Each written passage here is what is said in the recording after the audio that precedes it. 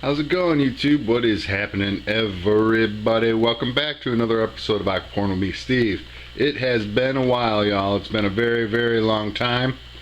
Last you all knew, I was dealing with bryopsis in my main tank, my marine build, and lost a bunch of fish. I'm still working through that, so don't panic. But, you know, in this hobby, you have to progress, you have to keep moving forward, and I've always wanted to start a second project.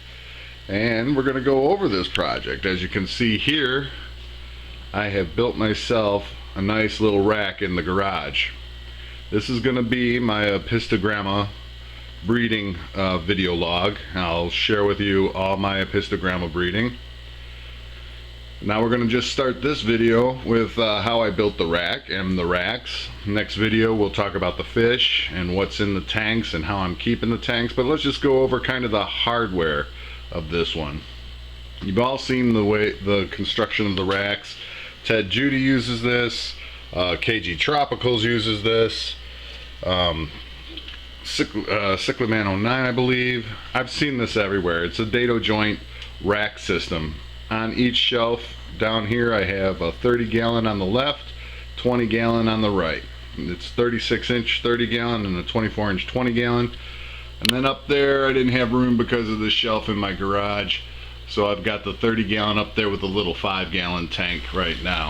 Currently I am using sponge filters in these tanks. They're all being driven by this air pump right here, and this is kind of temporary until I get a better pump.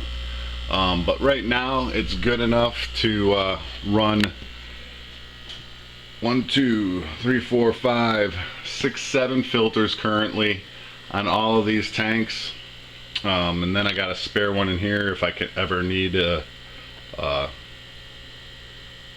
cycled filter, so I can use that and bump that over to a different tank. Like I said, it's temporary. This is kind of a temporary spot too. As you can see, it's in my garage. You know, when you got kids and you live in a house without a basement, you got to arm wrestle yourself for some man cave space. So this is what I was able to come up with right now. Now, a couple things were important when I was doing this build, and the first and utmost of importance was cheapness. I picked up all these tanks off of Craigslist. I actually scored a really great deal. I got 38 tanks for 200 bucks. Yeah, they're beaters, they're kind of scratched up, they need some work, but I can put the work in and make them look a little better, kind of fix some of them that I really broke up. I can fix those up. But I was able to pick up 38 tanks for $200. The 30 gallons, well, I think there were 18 of those, and then there were 20 of the 20 gallon. And so picked those up, got those in storage right now, and I just took these 5 here to start out this project. Also, none of them had lids, so you've seen DIY Joey the King, and then Cyclaman 09 brought these up again. It's this greenhouse polymer. It's actually really good, really easy to cut, really durable. $20 sheet. I was able to cover all these tanks, plus my marine tank, plus a little 10-gallon for my kid, and then still have this spare piece. They work really well. You can cover the sides if you need, but I didn't at the moment. I just kind of have them on there. They're great. It was really easy to do. Also, my lighting, I will have plants, but they won't be high demanding plants. So I was able to pick up all the ballasts at Home Depot. It was $12 for the ballast, $9 for the bulbs, so those were really cheap. The only thing, I already had that fluval. It's a fluval plant in life. I was going to do a heavy planted tank, but I had that to spare, so I just raised it about a foot over the tank because I'm not going to be using it really to grow plants, as I said. So that was really cheap. The rack itself cost me about 25 bucks, so we're doing really well. Now, what would aquaporn be without a little something special for you kiddies? What I did on each rack, let's see if I can get my ugly glare out of it. In the back here you can see I put in a bulkhead.